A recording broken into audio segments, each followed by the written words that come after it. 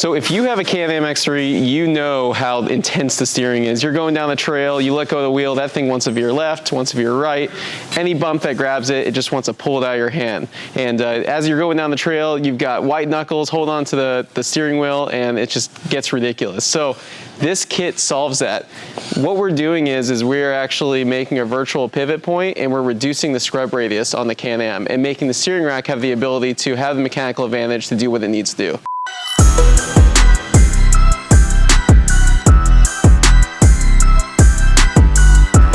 All right guys, so we are super excited about this. My name is Aaron, I'm here with LSK Suspension. This is LSK product with Xtravel technology. This is the latest and greatest and what we believe is the future of UTV suspension. So just to kind of get into it, we're installing today on the CanAm X3 with stock arms. This car has been tuned. We've gotten 3 races out of it. The arms have actually held up great. However, we're ready to see what it's like with this new kit on it. So something that you probably haven't seen before is that we have 2 pivots on the top and 2 pivots on the bottom, not just a single pivot on the top and the bottom. This makes it so that we have a virtual pivot point closer to the center of the tire and therefore reducing the scrub radius. I'm gonna start with pulling the wheels off. We have these really nice ZRP lug nuts or 3/4 inch socket. And we really like these method wheels that are bead grip. That way we don't have to run an actual bead lock rim, and they do a really good job at holding the tires on at low PSI. Okay, now I got the wheels off. I'm gonna actually loosen up this limit strap. We got these limit straps from Sandcraft. They're really cool because they're adjustable. I'm gonna go ahead and loosen them up so we can get them off and then pull the shocks out. So Sandcraft gives you a longer bolt and changes it to an Allen head. You'll know this on your 12mm bolt from the factory that it's actually just a hex head. Because we added the Sandcraft limit strap, they gave us the bolt to make it longer, and that's why we're using an Allen wrench.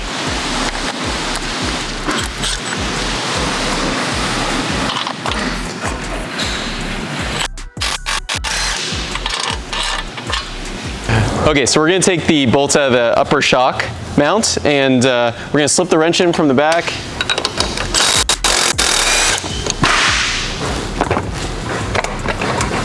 And by lifting up on the shock, we can get this bolt out of here pretty easily.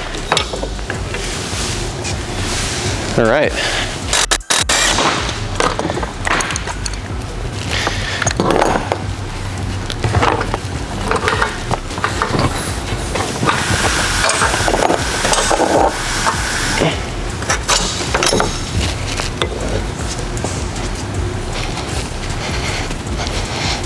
So we do need to take the front plastics off to get to everything and then to install the kit in its entirety.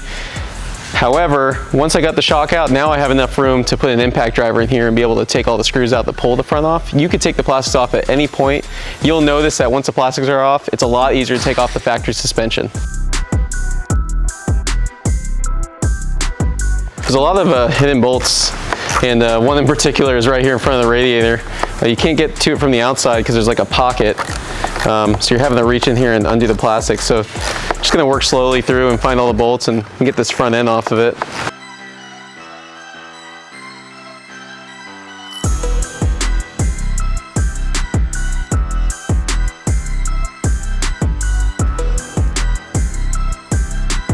After you get all the screws out of the front plastics, we're just gonna pull this thing off. Make sure you get all the headlights disconnected. We're gonna go ahead and pull the radiator out and make our life a lot easier and be able to show you guys up close where everything goes.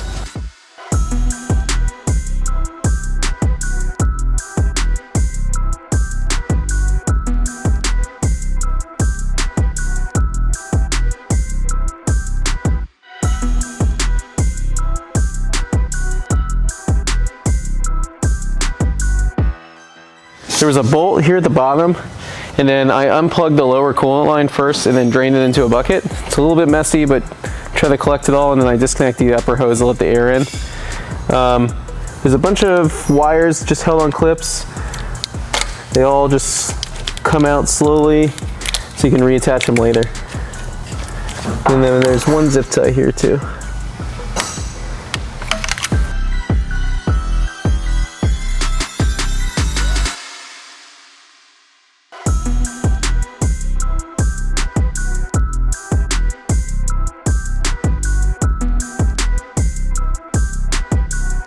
you can really see how much more room there is to get to the suspension now. With everything off the front of it, we can get to all the bolts. Majority of the bolts are gonna be 18 millimeter, and we're just gonna start pulling them apart one by one.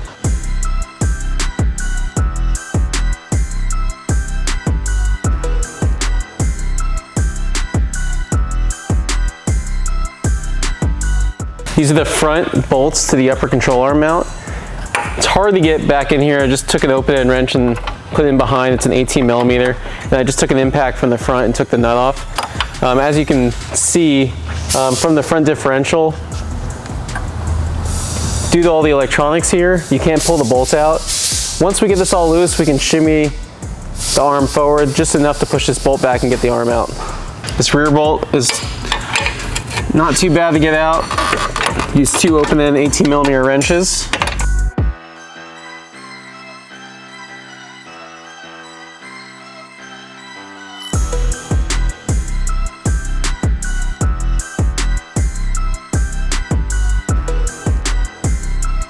So now we have all the bolts loose. We're going to take all these pieces off as well, just get everything loose and taken off. On the back of this brake line, we're going to end up having to drill out the rivets from the factory. I like to use a 3/16 drill bit to get them off. So we'll show you guys that. Once I got all this unbolted, I pulled this front bulkhead off. Now once we loosen this upper arm and drill these rivets out, we can pick up the upper arm and take it off. I'm going to disconnect the steering next. I've got a collar pin in here, so unwinding the collar pin so I can loosen the bolt and disconnect the steering. We have shock therapy steering rack on this. Once we get this kit on, because of all the reduced feedback in the steering, the stock steering rack will actually hold up a lot better, and might not even need to really upgrade it. But since we already have it on here, we're going to keep it, and it's a great rack. I'm going to remove the brake caliper mounts, 15 millimeter socket. We're going to start removing the brake line, and there's a 10 millimeter bolt at the end. And now we're going to grab the drill and drill out with a 3/16 drill bit. We got 1, 2, 3 per side, and that way we can get the upper arm out of here.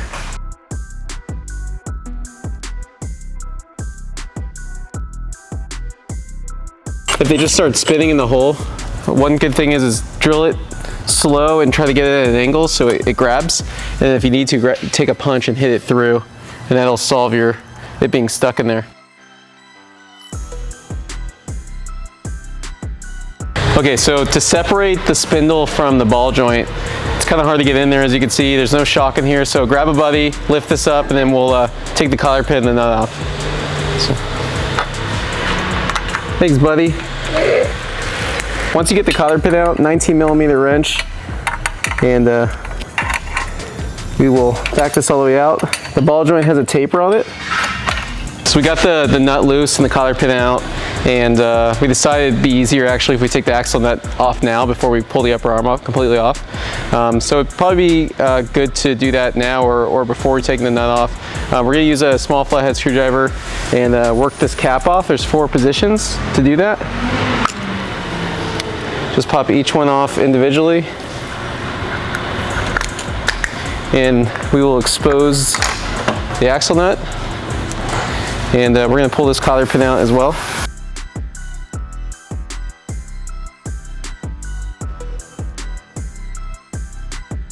We're going to take out the bolt holding the bottom ball joint on, and then if we need to, just hold this one still. So now we have the top ball joint loose, the bottom one loose, and the axle nut off. And you can see the axle just popped out right here. So it's nice and loose. And then once we slip this bolt out, we should be able to separate the lower arm. This is a 2022 car with only 5 or 6 times out, about 600 miles on it. And yeah, the bolts are loose, but you can just see how much play these have, and that's why people have all these weird creases on the bolts, and the holes get ovaled out. And our bulkhead that's going to go on here is going to make this thing a lot stronger and prevent this, but it is just about worn out, and it's a pretty new car. So we're going to reuse the factory bottom bolts. They're captured in there so they don't spin. Same with the back and the front. And once we get it off, then we can pick up the arm and slide it forward and take it off. These ones don't seem to wear, but you will see A car with 600 miles on it from the factory already has some creases in the thread, and we don't want that. So we're going to replace the upper bolts. They're 12mm bolts. We're going to include those. The bottom ones, however, you're going to reuse them.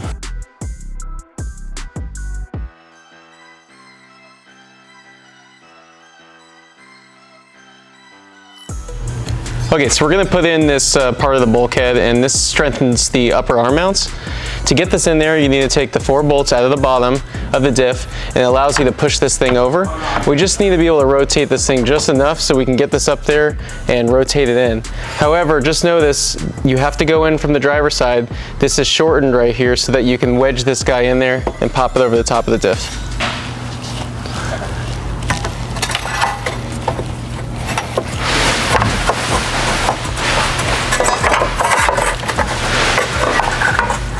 This bracket is in 2 pieces because we need to be able to take advantage of the slotted holes here.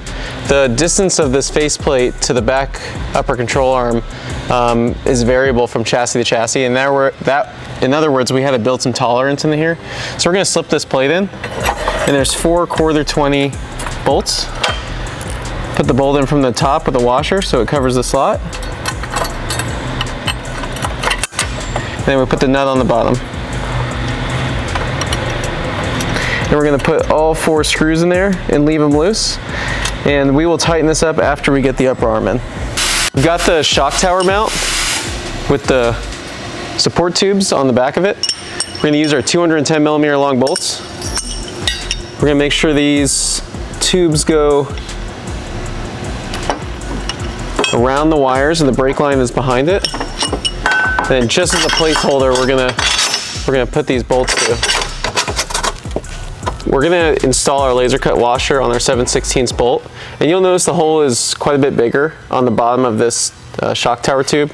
That's because the distance from here to here varies quite a bit from X3 to X3, and this washer makes it so that we can have enough room to move it around to fit it in. So we're gonna put the bolt in from the back, and then slip it through the bracket. It's gonna go through the bung on the tube, through the factory plate, and then through our mount that goes to our bulkhead support. So in order for us to get this tube straight down to the hole and not have a bend in it, we're going to take this bracket off and just trim a little bit right there on this metal bracket that comes from the factory, and that way we can still maintain a straight tube down to the hole. I put the bolts in here as just placeholders. The arm's going to bolt up here, but just to make sure, because we want to leave this bulkhead piece loose till we get the arms in, I'm just going to put them there in place, and then I'm going to put the 4 bolts back into the bottom of the diff. That way it's relatively in the right spot during our install.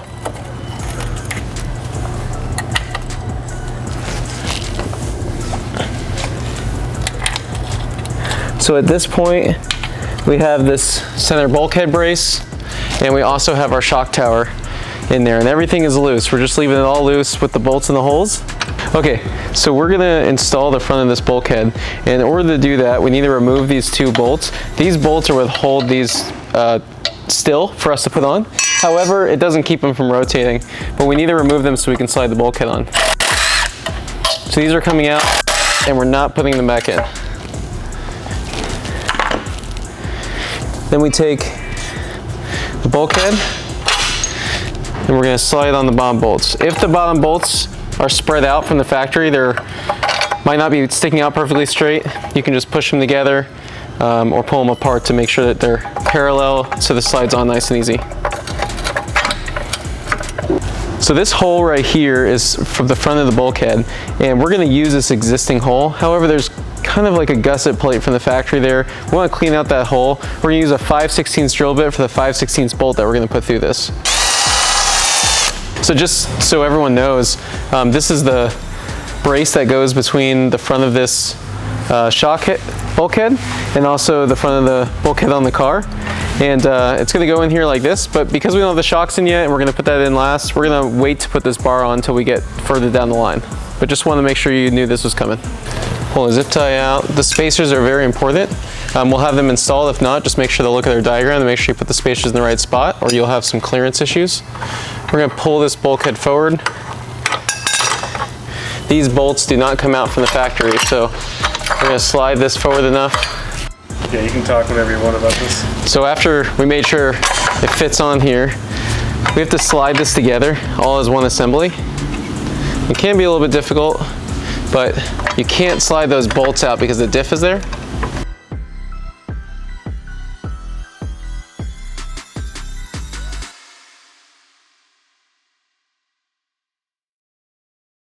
So we just put this on. It's easier with two people because you need to slide this bulkhead forward, slide the arms in, and then push it on. If the bolts start to fall backwards, you can put a pry bar behind here and make sure it stays forward while you can either knock it through with your hand or with a mallet. And then we're just gonna loosely put the nuts on it. So this is gonna be the first link, lower link that we're putting on. So grab a buddy and have them hold the link on the other side. This pocket slips onto here, but since the bolt is not removable from the frame, we need to loop this over the frame first, put this in the pocket on both sides, and then slide it on.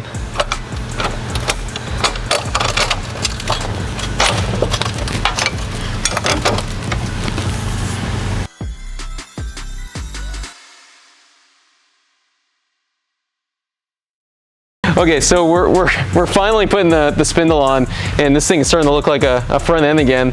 And we have some misalignments here, and the bolts, it's important to know all the bolts are gonna be facing down going in from the top.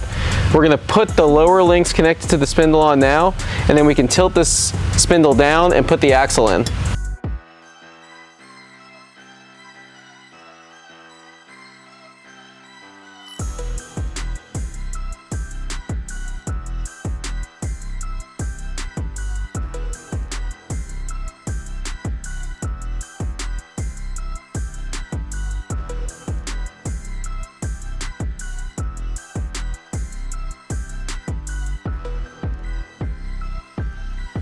So we're putting the link on that is responsible for holding the shock in place. And we're gonna pull the bolt out and slide in. We kept that bulkhead loose so we can very easily get this in there. All right, let's see it on both sides.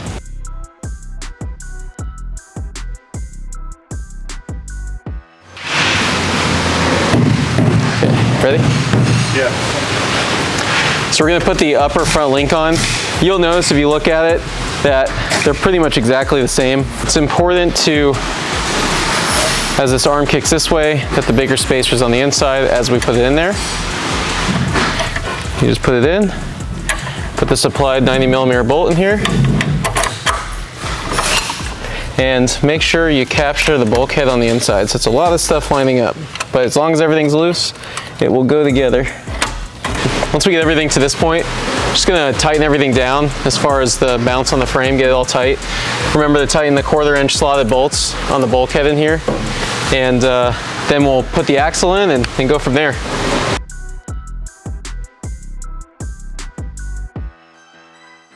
So I got all the bolts tight. You can see actually the uniballs, just because they're new, they're nice and tight and holding the arms up for us actually. And I'm gonna grab the axle here and make sure your C-clip's in there and centered. I put a little bit of anti-seize on there just to make sure that it doesn't, get stuck in there over time.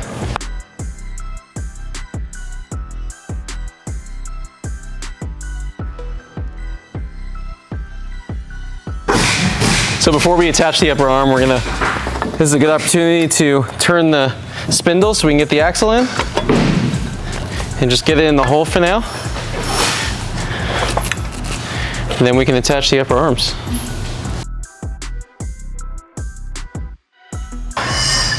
It's a little bit tricky, but if you pull the arm backwards, it's able to get the uniball cup lined up. This fourth one's gonna be the most challenging to line up because you just have a lot of moving parts now to all come together to line up to make it work. Now we're gonna put the hub back on so we can get the CV straight and keep the axle from touching the arm. I'm gonna put this back on. And the CV nut is what keeps this hub onto the bearings. And according to this axle manufacturer, we're going to torque this to 185 foot-pounds. Once we get this tight, we can actually torque this once we get it on the ground, because Don't want to put all the stress on the drivetrain. We're going to mount the caliper. Make sure to use the bolts that we supply. If you use the factory ones, they're too long and they will go into the rotor itself.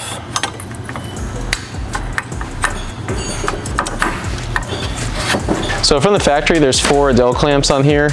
So we're going to remove one of them. We're actually only going to use 3. And we have a drilled and tapped hole that we put in here for you. And we want to orientate these to appropriately route this so it does not hit the rim. Keeps it safe from getting bound up in anywhere.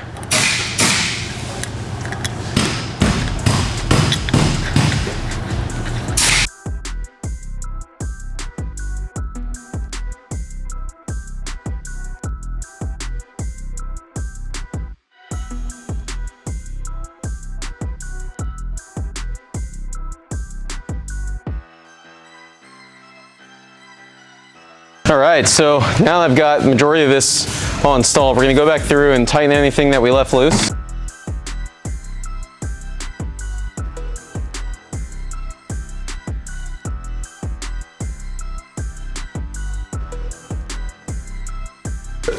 So the shock has an angle or a kick to this reservoir. So you want to make sure that you select the shock that's going to be facing with the reservoir out and with it leaned back toward the back of the vehicle. So we're going to mount it just like this, and you can see the reservoir is leaned toward the back of the vehicle. So when we bolt the shock in, there's a brace to the front of this shock mount, and it's got a 12mm hole in it. So put that through the bolt first and then feed it through the shock tower. It will help a lot if you have a friend or a buddy help you out putting this in. All right, so normally you have a shorter 12mm bolt that's going to go through the shock, but since we're running the Sandcraft limit straps, we're going to run this bolt from the backside through the limit strap, through the spacer, into the shock, and then put the nut on the inside. Now, if you're not running this, then you will have a shorter bolt that we'll supply to you. So get a friend to help you put this in. You're going to lift up on the suspension as we line up the shock. All right, we're good.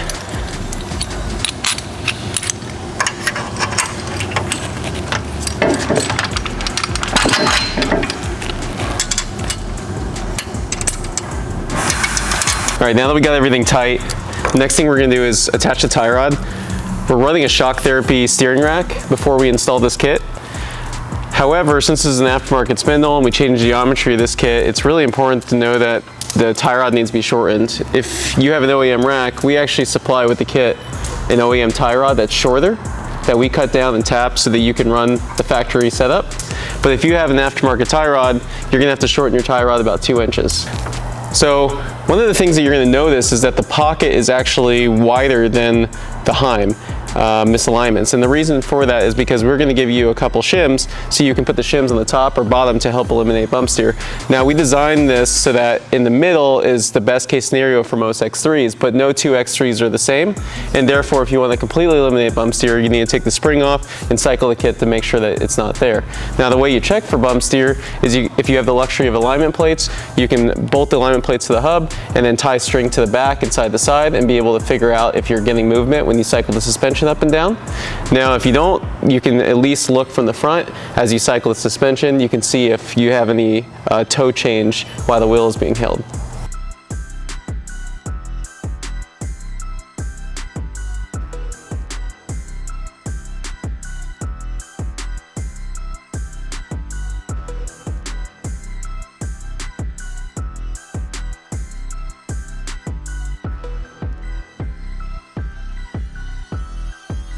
So on the tie rods are all in, we tighten down the bolts, we have everything centered for now. If you'd like, take off the spring like we talked about, cycle it, you totally can to get this in the right spot. But the best case scenario, and what we found works really good, is just having the Heim in the middle. And then we're gonna leave the nuts loose till we're done and we have the wheels on the ground. But just to get it close, I just spotted across the face of the rotor and looked toward the center of the rear tire and got these lined up, so at least it's kind of close. Then when we get on the ground, we can use a measuring tape and figure out how to get it a lot closer. Now, in here, we actually have a wire that is for initiating the front differential. This one is a smart lock, so it's got this electronic package right here, and there's a wire. There's plenty of room for the wire, but just as a precaution, I put some corrugated sleeve around it. You don't have to, but just so that we don't get a surprise in the cut wire one day, I put a little bit of corrugated sleeve around it just so that it doesn't cut through on this plate. We left this front bulkhead off just to show you guys that when you bolt on our new bulkhead, you can run it without it if you're doing a custom bumper. But in this case, we're gonna put this on. It would have been a lot easier to do this earlier, but if you want the option of not running this, you can. Now the factory radiator mounts are here, so we're gonna put this back on and then hopefully one day put a new bumper on this thing. So if you have an aftermarket one of these, or if it's part of an aftermarket bumper, chances are you don't have this lip that's going around here. So when you put this on here, this lip is actually going to hit our bulkhead. So the best way to combat this, if you want to use the stock one, is to grind this lip down. I'm just going to use a flap disc on the grinder and grind it down. You could probably also flatten out with a hammer if you'd like to, but if you have an aftermarket one, probably okay, and it's not going to have this lip on it.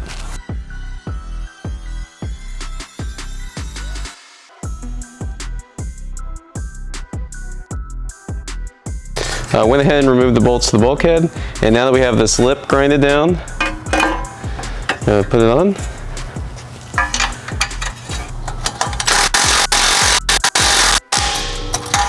All right, now that we have this on, and we put some of this stuff back in, we actually had a siren mount in here, so we put that in ahead of time. We're gonna grab the radiator, and it actually goes behind these tabs, just like you got it when you took it off. And I'm gonna loosely put the bolts in there. And once I do that, I can tilt the radiator forward and connect all the wires before we put the top bolts in. And I'm gonna connect all the wires back where they were. Put the plastic pieces back in. If any of them broke, you can use a zip tie. But do our best to put all these connectors back so the wires don't make it their way into the fan. And then at this point, I'm gonna put the radiator hose back on. So I got the lower one, and then slip the upper one back on. Don't forget to put the band clamp back on with pliers.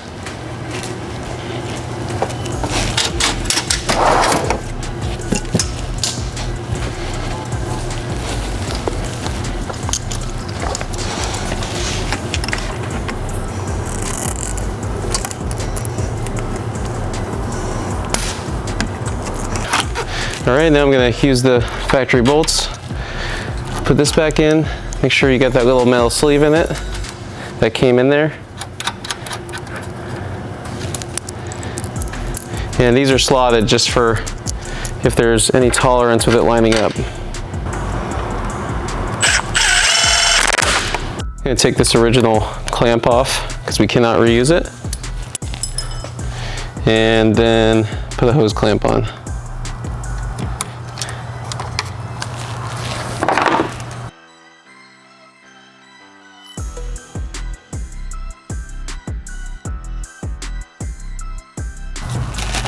Make sure, I'm gonna put a zip tie here just to make sure it doesn't get pinched inside the shock. Okay, so I'm gonna put the plastics back on.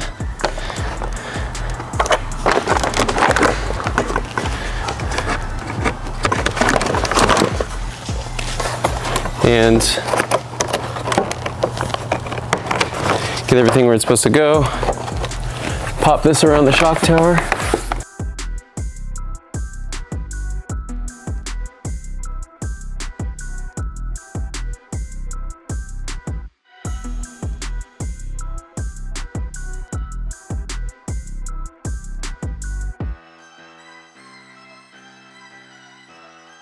Putting back these fender covers. These are pretty cool. These are made by Mayer, the brand that makes replacement plastics, and they hold on a lot better than the factory ones that seem to pop off really easy. So I really like these. So this is a really cool feature that we provide. This is a 1/4 inch thick UMHW, same material they use on the thick skid plates on the bottom, and so we put an angle bend in it. And you'll see this mounts to the front arm. There's tabs on the lower link. And then this one is slotted. And we actually have a little spacer that rides in here. So when this articulates, it covers the bottom. So we're pretty excited about this. So let's go ahead and put this on.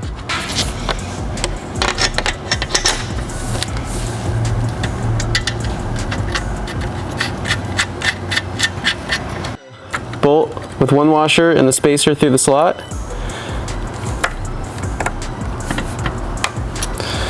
And slide it in there, then put another washer in so it's a little bit of a spacer. And we're going to put it through the tab. And don't worry if it's tight in the slot, it will loosen up.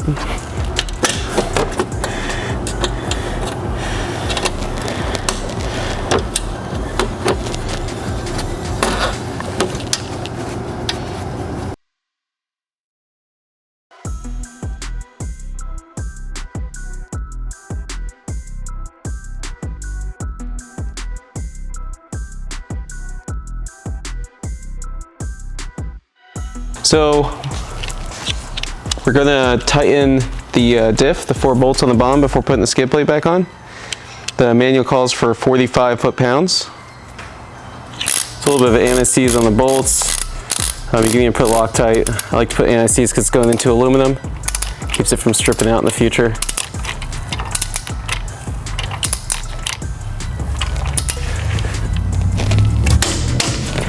This is not a factory skid plate. This is actually from factory UTV, which we really like. I'm gonna bolt this back up. I'm sure you guys are pretty eager to take this thing for a spin. So let's get the wheels on and take this thing for a rip.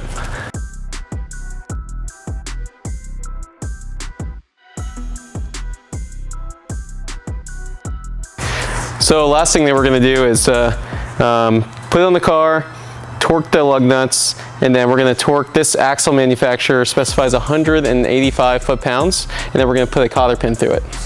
So don't forget to put coolant back in since we took the radiator out. Went to a local CanAm dealer and bought some of the XPS coolant. Just going to put in what CanAm recommends. It works really well. All right, guys, so this wraps up our installation on the LSK with Xtravel technology on this CanAm X3. Stay tuned for many more of this suspension coming your way. And then also make sure to subscribe, follow us on Facebook, follow us on Instagram, and check out our website at lsksuspension.com.